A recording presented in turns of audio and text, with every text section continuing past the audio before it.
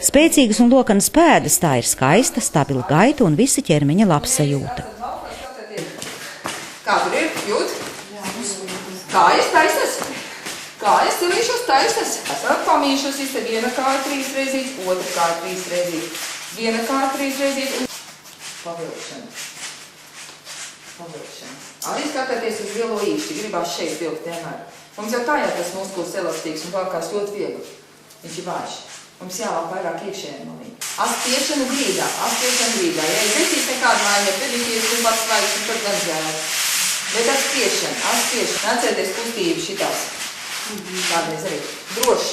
Liekat strādāt sāniski. Tas attīst tikai pēdas ārējās velvītes sānis. Nebūs lakanās pēdas. Tiem atcelt pirkstīņus. Cik vien var uz augšu? Ir sevišķi mazos pirkstīņus. Viņi arī jau uzraujās, cik vien var uz augšu. Ļoti smuki.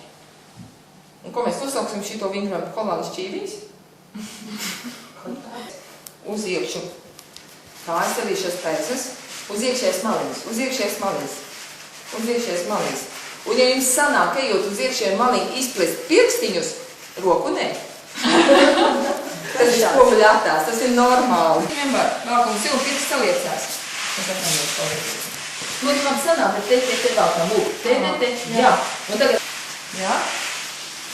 Lapu dāmai arī labi sanāk. Un vairāk arī šī kā var sanāk, muskulīti. Pastīvi. Sīkās pilvētīns, jā. Nevis stūjot, bet sīkienas notiek, jā. Tā kā cirvītis kā, jā, gribam. Te.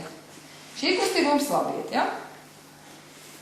Skatāmies, lai paralēli kā jūs būtu. Vai šī plaknība, skatieties, būtu paralēli. Skatieties, te. Nav, šitas variants. Papēž kopā. Pēd sevi, vai šito kustību un šitā kustība. Pronācija, supinācija tā. Rekur tā kustība, jā, rekur. Un otrādāk. Šeit kopā, jā, kur muskulis salākās, un tāda reiz būtu celšanā. Sadalīt formi, ceļš tā pikriem, spēle noteikti muskulīši. Paredzēt? Jā. Kāda starpība? Kas notiek ar kājām? Saliek kā sistēmas no saliek kustības, manipulācijas uz vienu pusi, uz otru pusi var pabraucēt tagad. Noturā. Lai kājas pastrādā. Un ja jums dodat bērniem uzdevumu ar kājām, tad jāstrādā ilgstoši, atkārtojot konkrētu vingrojumu vai vingrojumu grupu. Pirkstiņu dūrītē jābūt, tā kā ēglis zaros. Līdz klāt. Tas ir labi, tā man sāk pēdāpot. Tas ir labi. Pēda augšu otru papēdi, nezaudējot papēdi no tās vietas, kur viņi mums ir balstās. Papēž kaulā. Mums demonstrējums.